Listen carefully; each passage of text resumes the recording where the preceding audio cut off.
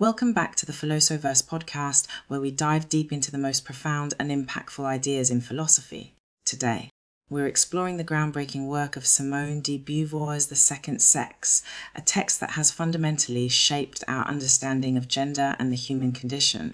As we've discussed in our previous episodes, Beauvoir's central thesis that women are defined as the other in relation to men has had a profound and lasting impact on feminist thought and the broader struggle for gender equality.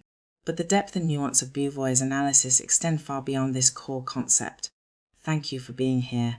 It's my honor to be part of this discussion.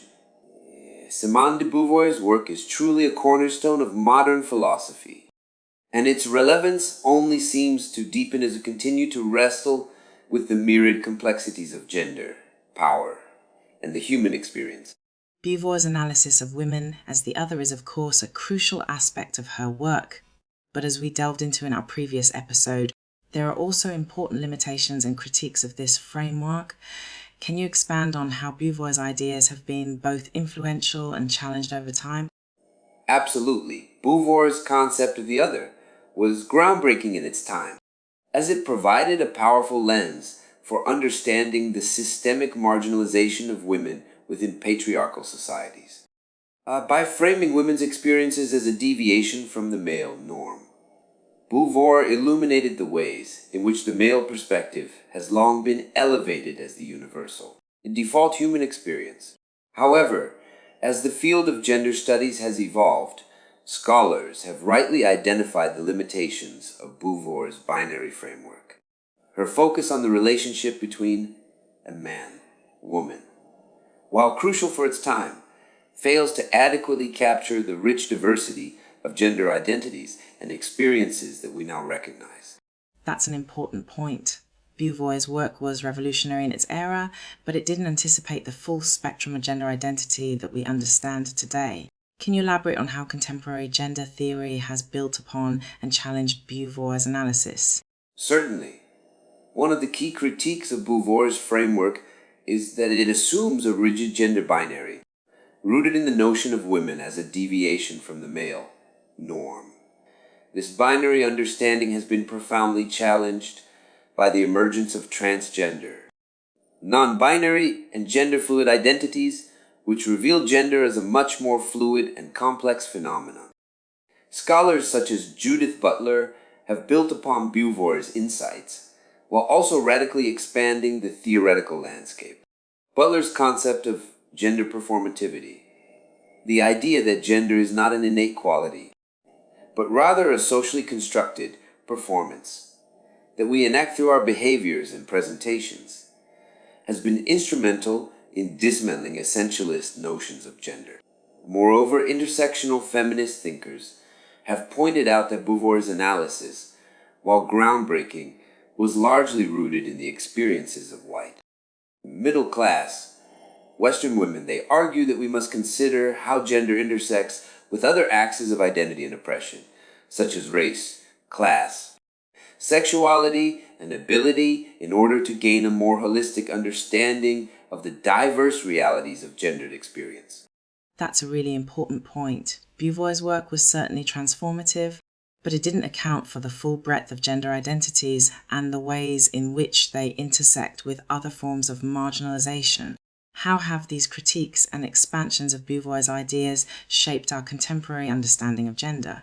These critiques and expansions have been vital in moving our collective understanding of gender beyond the rigid binary that Beauvoir's framework initially posited. A contemporary gender theory now recognizes gender as a complex, multifaceted phenomenon that cannot be reduced to a simple man-woman dichotomy. At the same time, Beauvoir's core insights around the social construction of gender and the ways in which women have been systematically marginalized remain deeply relevant. Intersectional thinkers have built upon her work, using an intersectional lens to examine how gender operates in tandem with other vectors of identity and power. For example, Black feminist scholars like Bell Hooks and Patricia Hill Collins have shown how the experience of being a woman is fundamentally shaped by one's race and class position. Queer theorists like Eve Kosofsky Sedgwick have illuminated the ways in which heteronormativity and compulsory heterosexuality have constrained the possibilities of gender expression and identity. So, while Beauvoir's framework has been expanded and challenged, her foundational contributions continue to underpin much of our contemporary understanding of gender. Her insistence that Cone is not born, but rather becomes a woman, remains a crucial touchstone for deconstructing the essentialist notions of gender that have long dominated Western thought. That's a really fascinating point. Beauvoir's work has been so influential, and yet it has also been significantly expanded and critiqued over time. Can you delve a bit deeper into how Beauvoir's existentialist philosophy has shaped her approach to gender and identity? Absolutely. Beauvoir's philosophical grounding in existentialism is absolutely crucial to understanding the depth and nuance of her analysis in The Second Sex. At the heart of existentialist thought, the belief that human beings are not simply predetermined by their biology or social conditioning, but rather have the capacity and responsibility to define their own existence through their choices and actions. Applying this existentialist framework to the question of gender, Beauvoir rejects the notion that one's gender identity is a fixed, innate characteristic. Instead, she argues that Cone becomes a woman, that gender is a process of socialization and self-definition, rather than a predetermined biological fate.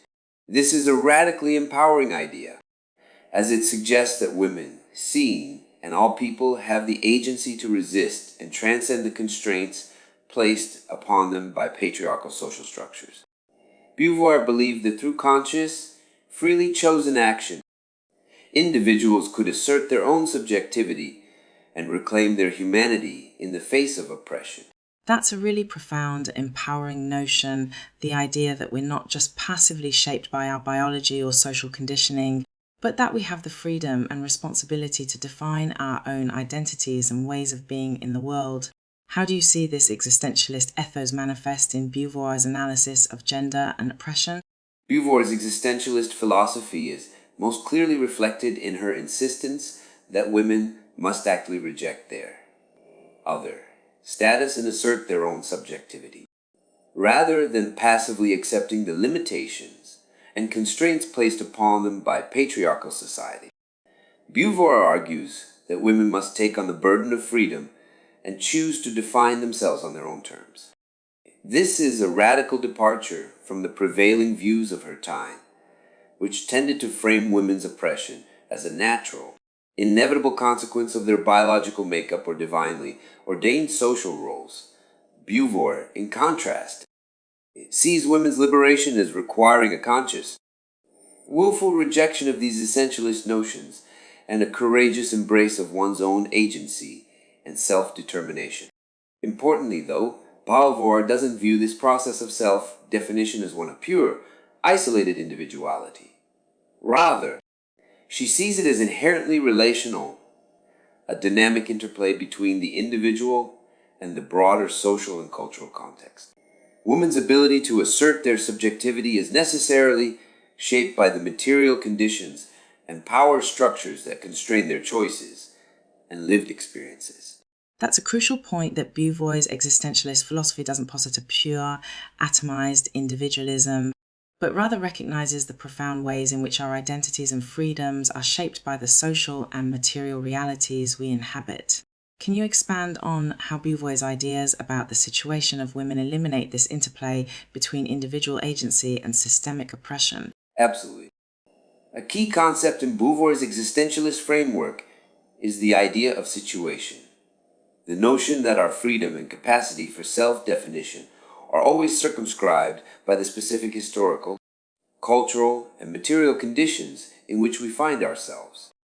In the context of women's oppression, Beauvoir recognized that while women may have the inherent capacity for self-determination, their ability to actualize that freedom is profoundly shaped by the situation of being a woman in a patriarchal society.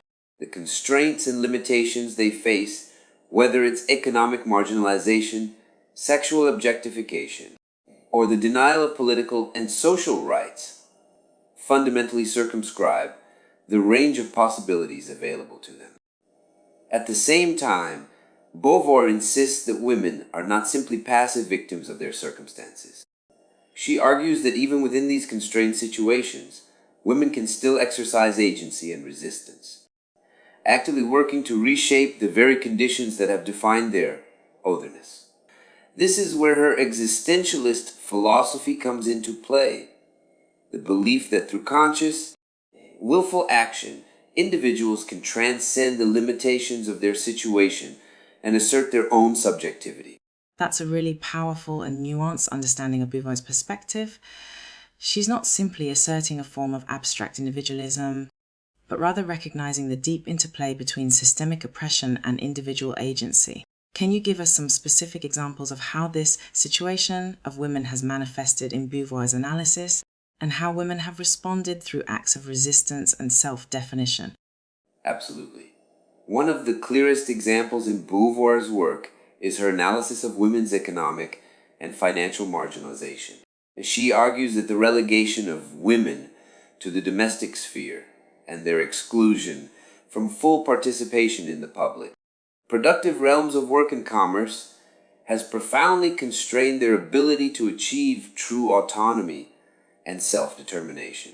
Without economic independence and the ability to support themselves, Beauvoir contends, women are forced into a position of reliance and subordination to men. This situation then becomes a self-reinforcing cycle, as women's economic disempowerment further entrenches their othered status and makes it increasingly difficult for them to challenge the very structures that oppress them. And yet, Beauvoir also highlights countless examples throughout history of women who have resisted and transcended these constraints.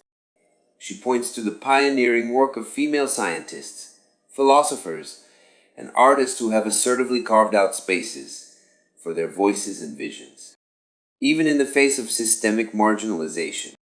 Similarly, Beauvoir examines how women have used the very tools of their oppression, such as beauty and sexuality, as means of resistance and empowerment. By consciously embracing and redefining these aspects of their situation, women have found ways to challenge the objectifying male gaze and assert their own subjectivity. That's such a nuanced and insightful analysis. Beauvoir's work really does seem to strike this delicate balance between recognizing the profound, systemic nature of women's oppression while also emphasizing their capacity for agency and self-definition. It's a profoundly empowering and liberating philosophical framework. As we wrap up our discussion, I'd love for you to reflect on the enduring legacy and significance of Simone de Beauvoir's The Second Sex. How do you see her ideas continuing to shape our understanding of gender power and the human condition? Beauvoir's The Second Sex remains a towering intellectual and political achievement, one that has fundamentally reshaped our understanding of gender and its relationship to power, identity, and the human experience.